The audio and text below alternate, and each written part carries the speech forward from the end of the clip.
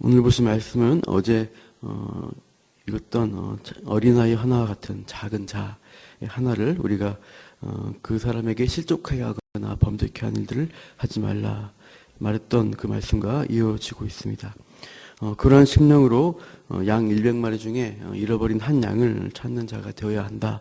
이렇게 오늘 주님은 말씀을 하시고 있습니다. 실제로 목자들이 양 100마리 정도 이렇게 치는 것이 그때 당시 유대 그 목동에 양들 치는 숫자였다고 합니다.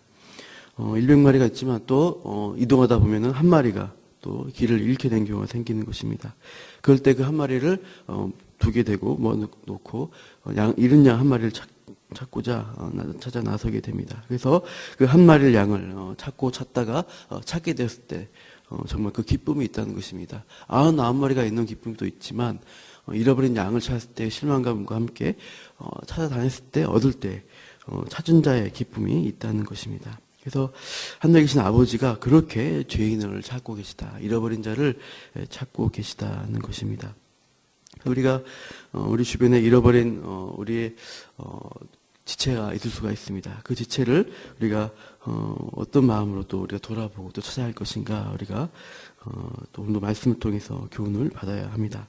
15절에 보시면 그러나 죄를 범한 자가 또 공동체에 있을 수 있다는 것입니다. 공동체 안에 있어도 죄를 범하게 되면 잃은 양이 되는 것입니다.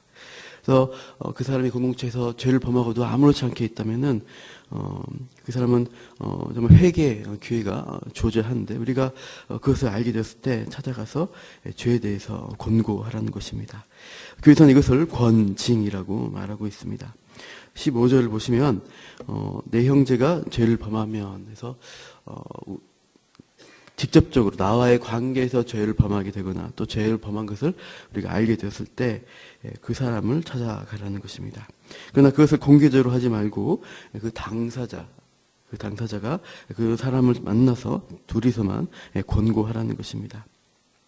그래서 그 사람이 그 죄에 대해서 듣게 되고 회개하는 마음으로 듣게 되면은 그 형제를 다시 회복하게 된 것을 형제를 다시 얻은 것이다라고 말씀하고 있습니다.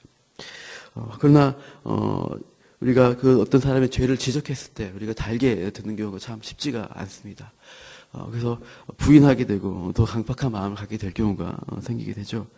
16절에 보시면 듣지 않는 경우가 있다는 것이죠. 그랬을 때 한두 사람을 데리고 가서 이제는 어떻게 합니까? 두세 사람의 입에 증인이 옆에서 이제 같이 이제 권고를 하게 됩니다. 그래서 그 사람에게 그 죄에 대해서 회개해야 된다, 말씀을 벗어났다라고 권고하게 되고 또 증인을 세우는 것입니다. 이것은 신명기에 나오는 그 말씀과 연결되어 있습니다. 19장 15절에 사람의 모든 악에 관하여 또한 모든 죄에 관하여는 한 증인으로만 정할 것이 아니요 두 증인의 입으로나 또는 세 증인의 입으로 그 사건을 확정할 것이며 그래서 죄를 지적할 때 증인을 가지고 지적하라는 것입니다. 그래서 좀 더 객관화시켜서 그 사람에게 죄를 지적하게 될 때 그 사람이 회개하도록 권고하는 것입니다. 그러나 그렇지 않을 경우도 있다는 것이죠. 17절 보시면 만일 그들의 말도 듣지 않거든 이제 어떻게 됩니까? 교회 공동체에서 그 죄를 치리하게 됩니다. 그래서 교회 전체가 공동체가 그 죄를 이제 말하고 공개적으로 하게 되었을 때 이제 회개를 권고하게 됩니다. 그러나 그 교회 공동체 권고에도 말을 듣지 않게 되면은 네 번째로 이제는 이방인과 세례와 같이 여기게 된다는 것입니다. 죄에 대해서 회개함이 없는 자라면은 그것이 회개 없어도 그 사람이 공동체에서 괜찮다 하는 것이 아니라 이것은 심각한 그 사람의 영혼을 위해서 문제가 됩니다. 그래서 이방인과 세례와 같이 여기라라고 합니다. 우리가 이것을 그냥 읽어보았을 때는 어떤 사람을 죄로 지적하게 되고 또 그 사람이 회개하지 않게 됐을 때 교회 공동체에서 완전히 그 관계를 끊는 것으로 보여집니다. 맞습니다. 믿음의 공동체 관계로서는 이 죄인이 더 이상 회개하지 않을 때는 그렇게 교제할 수가 없게 됩니다. 그래서 죄를 범죄할 때 수찬 정지나 출교를 한 경우가 있게 됩니다. 수찬 정지라는 것은 우리가 성찬식을 합니다. 그때 그리스도의 한 몸 된 공동체로서의 그런 교제의 그런 모습이 있는 것인데 거기서 끊어지게 함으로써 그 사람이 교제를 지금 할 수 없는 상태에 있다. 이것을 보여주고 있는 것이죠. 또 출교는 완전히 공동체에서 관계를 끊는 것을 말합니다. 그러나 그 사람을 여기서 본문에서 말하는 것은 계속 이어지는 본문의 흐름을 보았을 때 그 사람을 정죄하기 위한 것이 아니라 목적은 회복시키기 위함이라는 것을 우리가 기억을 해야 합니다. 그래서 끝까지 여러 번의 단계를 거쳐서 그 죄인을 돌아오도록 하는 모습들이 우리 가운데 있어야 하고, 설령 이방인과 세리같이 여기는 것일지라도 우리 주님께서는 이방인과 세리를 여기실 때 그래도 그 사람을 하나님 믿지 않고 있지만 하나님께 돌아올 수 있는 회복되어야 할 사람으로 여기고, 계속해서 그들을 만나시고 그들을 정말 고쳐주셨던 그것들을 우리가 기억하며 찾아가야 한다는 것입니다. 그래서 믿음의 공동체는 아닐지라도 정말 전도의 대상으로 우리가 그 사람, 우리 죄인들을 대해야 된다는 것을 우리가 기억해야 할 것입니다. 우리가 이 회복의 일들을, 또 죄인을 부르는 일들을 하기 위해서 하나님께서 우리를 불러주셨습니다. 그래서 우리가 또 주목할 것은, 만약 어떤 형제가 나에게 죄를 범했을 때 우리가 피해자가, 원래는 가해자가 피해자에게 죄를, 용서를 구해야 되는데 기독교의 원리는 피해자가 가해자에게 찾아가는 것이라는 것입니다.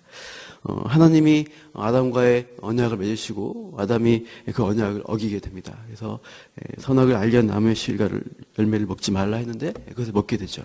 하나님이 피해자가 되는 것입니다. 하나님의 그 약속 가운데 신실하지 못한 인간의 그 모습 가운데서 피해를 당하셨는데, 그러나 어떻게 하나님은 하셨습니까? 먼저 아담에게 찾아가셔서 아담을 부르시고 아담에게 가죽옷을 지어 입히는 것을 보게 됩니다. 마찬가지로 예수님께서 죄인된 우리 가운데 들어와서 찾아오셨습니다. 그리고 우리를 위해서 먼저 죽어주시는 사랑으로 우리를 보여주셨다. 그렇게 우리가 예수님이 하신 일들을, 또 하나님이 하신 일들을 볼 때 우리가 죄인을 대할 때 어떻게 할 것인가, 우리가 교훈을 받게 되죠. 그래서 우리가 우리에게 죄 지은 자, 연약한 자를 볼 때 우리가 먼저 그들을 찾아가서 그들을 회개를 권고하고 사랑으로 대하는 것이 필요하다는 것입니다. 그렇게 우리가 공동체에서 또 실족한 자에 대해서 섬기는 일들을 해야 합니다. 18절, 19절에 보시면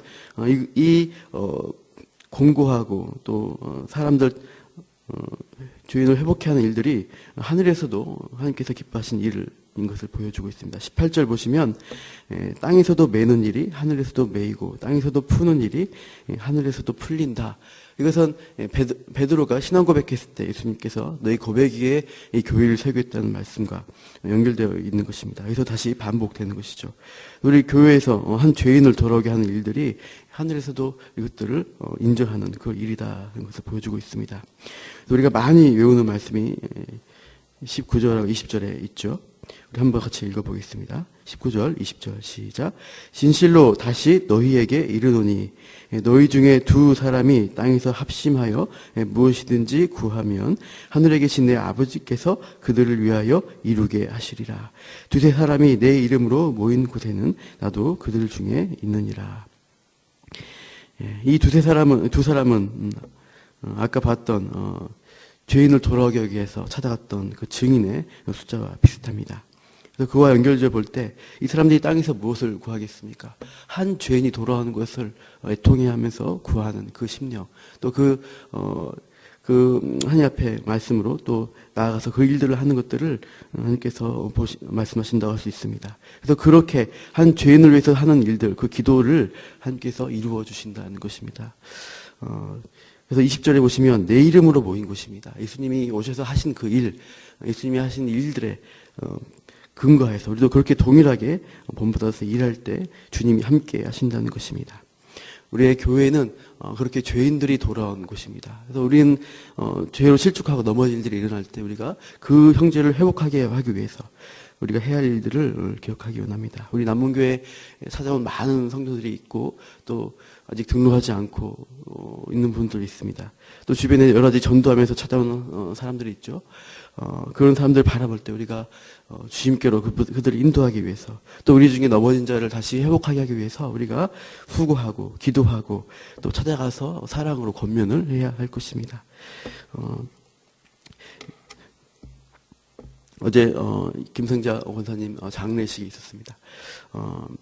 참, 그 장례식을 볼 때마다 느끼는 것은, 마지막 때 우리가 돌아가야 할 땅, 돌아갈 그 본향이 얼마나 우리에게 중요한가를 생각하게 합니다.